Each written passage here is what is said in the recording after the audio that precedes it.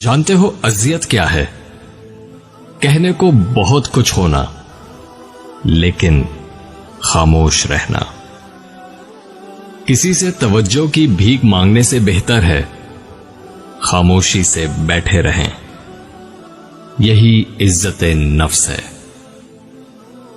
خاموشی ایک ایسی عبادت ہے جسے فرشتہ لکھ نہیں سکتا، شیطان اسے بگاڑ نہیں سکتا اور کوئی اسے جان نہیں سکتا۔ خاموشیاں کھا گئی ہمیں، ورنہ ہم گفتگو کمال کی کیا کرتے تھے۔ چپ سے بڑی بددعا کوئی نہیں ہوتی۔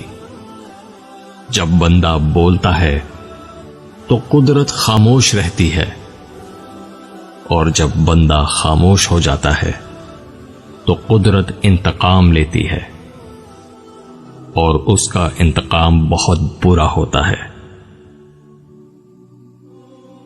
خاموش رہنا ہی بہتر ہے اس زمانے میں۔